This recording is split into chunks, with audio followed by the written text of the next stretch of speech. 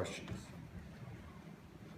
You know, I don't know if you've ever seen the movie Rocky, but one of the movies of Rocky, he has a quote in there, and I'll just sort of paraphrase it.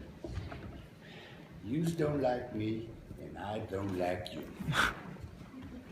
And I'm going to tell you, I sincerely mean that on this basis.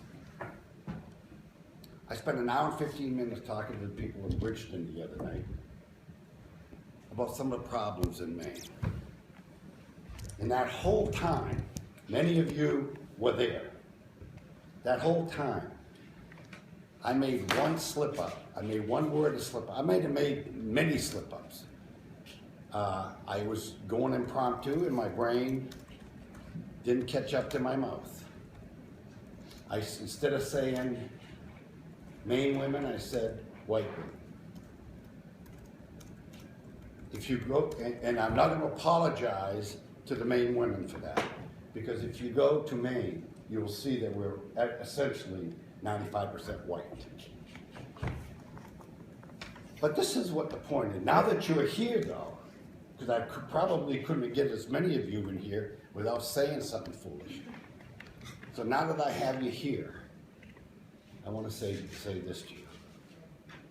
Get your heads out of the sand, please. Help us. Help us.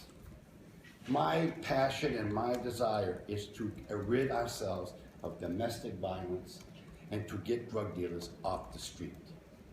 I had to read a report in my briefing binder of a young woman who got killed Christmas Eve, and she left like a 6-year-old daughter. These are the type of things that, while you people look for the soundbite, like Rachel Maddow, who for years has been after me, and one of my favorite reporters is Mead. No, AJ. Not Mead.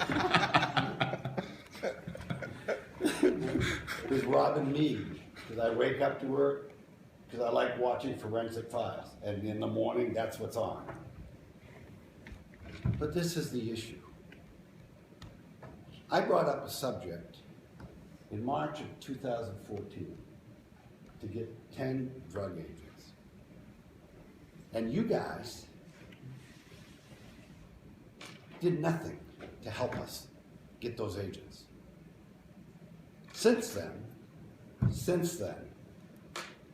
400 Mainers have died. It's actually more than that.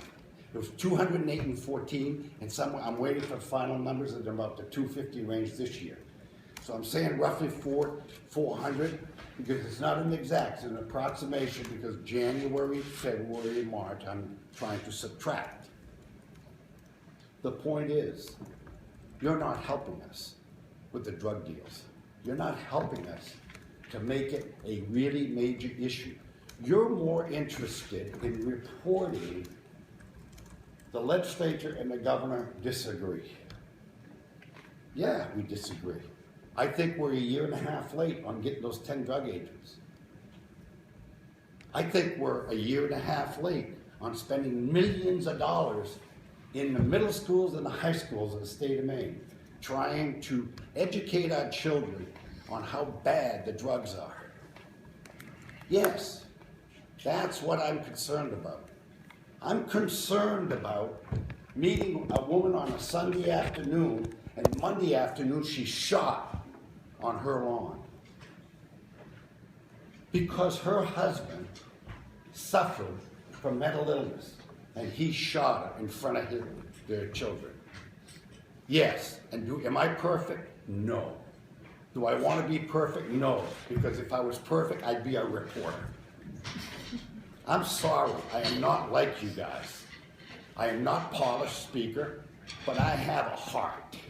I have a heart for Maine and for Maine people. And that's what my issue is, and that's what I was trying to do. And if you want to make it racist, go right ahead, do whatever you want. But let me tell you something else as I close. I was there that night. Many of you were there. Not us. There was many people there, a lot of cameras. I made that comment. It never, ever was picked up by any of you. It was picked up by a blogger who's an adversary, and he spent a whole day selling it to you. Folks, you are in the back pocket of Maine bloggers. Shame on you. Shame, shame, shame. I find that appalling. Having said that, I made a mistake, and I'm not perfect. But I will not stop correcting myself and bringing the issue at hand.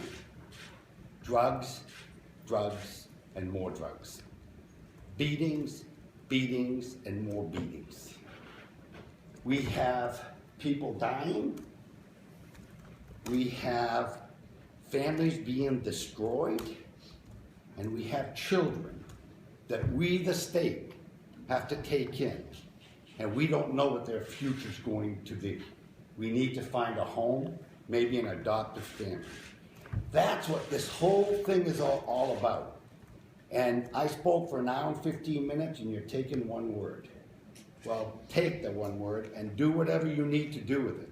But my heart, and when I go home at night and I think about what we're struggling with, is still with the drug addicts that I want off the streets. It's still about the women that I don't want them to have their lives destroyed because they become an addict.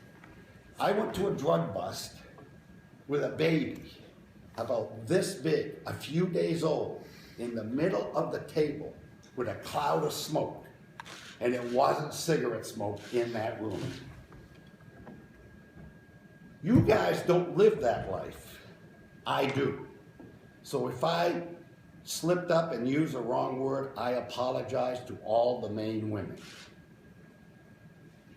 Because it was not meant to isolate any one person. And with that, I'll open it up for questions. What about to the black community? They're upset. They think that you're singling out drug traffickers who have been black. I never said anything about white or black on traffickers. Look, you're reading things into I didn't say. You know, this, I'll tell you, this is exactly the same thing that happened 4 years ago. I went to one of you people in this room, and I told you to kiss something that you don't like. One part of my body you don't like. And the headline by that reporter,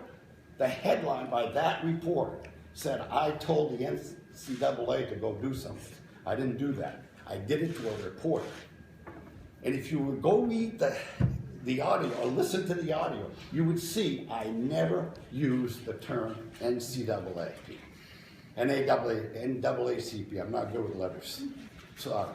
But it was an inappropriate comment, and your comment, man, is inappropriate because I didn't say anything about black. Did you say D-Money, Swifty, Smoothie Earthers? Yeah. What are they, black? I don't know who they are. I just read the names. The names come, I don't see them because I don't read your newspapers. I get a report, and they're saying his street name D-Money, street name Smoothie. I don't know where they're from. I know where they're from. I don't know if they're white, black, Asian. I don't know. You people seem to think that I read your paper. I don't read your stuff. I get reports from the state police, and they give me written documents, and that's all I know. If you didn't know, then why would you make the reference to white women? Because I tried to explain that Maine is essentially all white. I should have said Maine women. I really should have. And look, I'm not as smart as you guys. I admit I'm not as bright as you people. I won't argue with that. Oh, I know you. I don't blame you. Governor, does race have anything to do with Maine's fight against drugs? Why even specify the race of anybody involved in that sense? It wasn't intended to be race. It was intended to be Maine.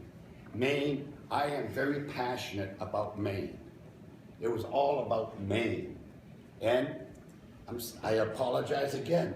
My brain was slower than my mouth. Anybody else? I would also we knew about this early yesterday, and the response from upstairs was slow also. I mean, do you have any opinion over the fact that, what's that? What do you mean by upstairs? Nobody upstairs wanted to engage on, nobody in the legislature wanted to engage this on day 2 of the session Okay. until it hit a blog. Yeah, well, that's usually what happens. I Governor, mean, that's not unusual. You know, honestly, and everybody here, honestly, nobody engaged until the blogs speak up. It's just that we don't have blogs that are friendly to our administration. We only have left-leaning blogs. And so that's how it gets out.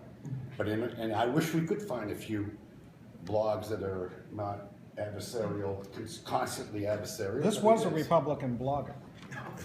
That's not what I said. I said adversarial.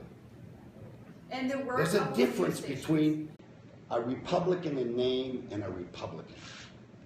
I'm sure you agree with that, because I believe you were once a Republican. Some people say that.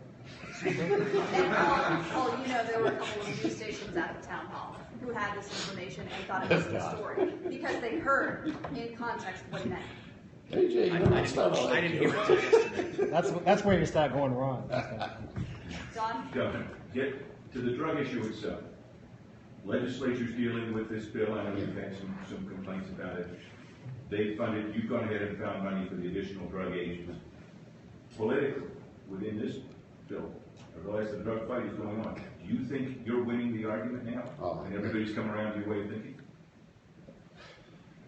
First of all, let me say, I don't like politics. I hate it. I hate the fact that you have to be a politician to be a governor, because I look at myself more like a CEO. I come from the business world, and I really despise it. What they do upstairs, they do upstairs. It's a different branch of government. Now, am I happy that the legislature is discussing drugs? I'm ecstatic. I'm ecstatic that they're finally going to address it in a serious manner. Yes, I'm happy about that. The bill that was presented up front, the original bill, my only complaints were that they isolated two companies, one by name and one by description. And I thought that that was inappropriate because they were bypassing the RFP process. Other than that, I'm ecstatic that they're addressing drugs. I wish they would be as vigilant with domestic violence as they are starting to be with drugs. Governor, what's Yes. our role as the media The role of the media, to help the drug? the role of the media is to dig into the criminal and dig into the victim and explain to the people how it happens. Look, do I believe, I take a responsibility for a lot of the heroin in the state because we've been working with the medical profession to lower the prescribing of opiate drugs. And we've been successful on that front. But then heroin shows up because it's cheaper. It's more difficult to get opiates, so they go to heroin. I'm ashamed that that happened. I wish I would have been thinking ahead and known the repercussions of moving so quickly on reducing the opiate prescribing. Governor, we know how passionate you are on this issue. I'm interested in knowing whether or not you've been able to work with the Department of Health and Human Services through Mary Mayu. Do we have any way of having any statistical data that sort of indicates that we do have children who are on welfare as the result of their mothers becoming involved with drug dealers? Do we have any data like that? Well, I can only know that I know of two because I was there when they were both taken into custody. So I will ask Mary. We haven't been asking. We know that young women are addicted. I know a young woman right now to a very, very close friend whose daughter's in serious trouble. Last week I met with a lady who came in and explained to me how she lost her husband, actually ex-husband, because what happened, he had a workplace injury, he got onto opiates, couldn't get off the opiates, went to heroin when they were trying to get him off. He went to opiates. Wonderful family. Businessman. Eventually got to the point where about a year later, she left him. She had to because it was just getting impossible. And then he continued down spiral and he overdosed. Now, do I know of a whole lot? No, but I'm telling you, I'll work on finding it. I've been trying to get to the medical examiner, trying to find out. We've been working on trying to find out how many exact people have died from opiates and from heroin. How many people have died from heroin overdose that have been taking Narcan? Because we do have cases of people taking up to 10 shots of Narcan. I know of a resource officer who told me that in 1 week, one student had 3 shots of Narcan. That's what I'm concerned about. That's what keeps me awake about. That's what my wife and I talk about. As a matter of fact, I talked to her about it so much, she's gone tone deaf on me. I only mention it because you happened to mention the other night that children that were born under these circumstances would later become a problem for the state. Well, they become a ward of the state. There's another way. I should have said ward of the state rather than a problem for the state. You know, I will tell you this. A ward of the state is a problem. It's a social failure. There's another. You could probably, if you really listen closely in that tape, you could probably find 10 areas, 10, 15, 20 words I used that could have been used. Another word could have been better used. I'm not going to deny or apologize for that. That's who I am. You can take the kid off the street, but you can't take the street out of the kid. And that's a fact of life. And I've lived with that. Believe me, I've been criticized with that for many, many times. But the fact of the matter is, does not overshadow the fact that my mission and my concern and my passion is to save Maine lives. Governor, I've read a lot of stories and written a lot of stories about the heroin crisis going back to 2013. I mean, what have we missed? You kind of said we missed something and we didn't help the agents. What I think you missed, well, first of all, I'll qualify because I'm not certain of everything you've missed. But I've only read 2 articles that I consider articles that really explain what has happened in society. One was out of the Globe. It was about it was a Maine family that was out of the Globe, and they lost their son, and they gave the blow by blow. I think that's what we need to know more about. You need to be telling us, and the people of Maine, not only that they died of an overdose, and that we got the guy, or that young lady who was killed, Christmas, all I heard is 2 people were murdered. Well, those people had kids, had family. What's the impact to that family? What is these drugs and what is domestic violence doing to the state and our people? That's what I think you're missing. Governor, we've done extensive reporting on the drug crisis, I think all of us in this room, and how can you say that you don't watch or read any of our stories and then criticize us for the way we do our jobs? Because I get reports from the police, and I look at what you say, and Paul, you're the perfect example. In fact, you spend your career, the only time I see you in this building talking to me is when you're criticizing me. That's not true. That is absolutely true. And that's my perception, maybe. It's my opinion. I'm entitled to that. I'm not entitled to make the facts. So you go give me all the facts and I'll apologize to you. Don, on the other hand, comes in, he's here for multiple reasons. This gentleman right here, who's probably an institution in the building, talks to me on both sides of the argument. I've never had an occasion to talk to you on a positive note. It's always, I'm on the defense. I ask to talk to you all the time. About what? Anything. I haven't Doors said- open. The door's open? Well, my door's open too. But it's open now because it's so hot in that office. I have to open it up. Anyone else? Do you have a message for people on both sides of the aisle, Republicans and Democrats, when something like this happens? That again, this is such a serious subject with drug overdose, drug use, and so many people dying in the state with this, that instead of getting something from Senator Alpheus, it was careless, poorly stated at worst, they were purposeful and deeply offensive and completely unproductive. Do you have a message for Republicans and Democrats about responding to this and focusing on what the most important thing is? Let me tell you, I've been working now a month trying to get a better relationship with Senator Alford. In fact, we met last week, he asked to meet again next week. What you just said is so offensive to me that it was purposeful. He's overstating my intelligence, because I would never be smart enough to figure that out. It was a slip of the tongue, and I'm sorry that he said that. But this is what I have to say, not only to the legislature, I will say it to all the teachers in the state of Maine, all the citizens of the state of Maine.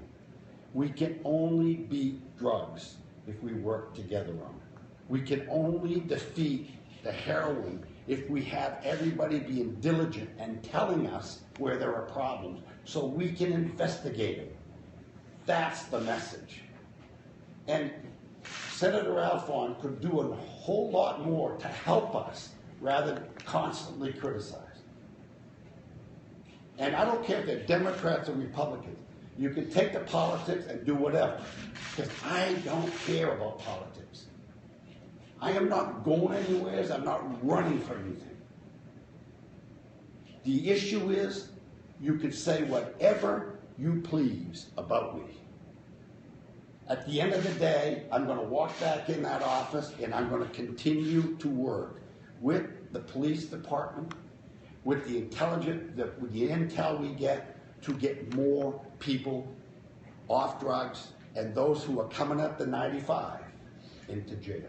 In fact, we're working right now on a program to have a major substance abuse program so we can empty our county jails of people that are non-criminals, that are addicted to drugs or have mental illness.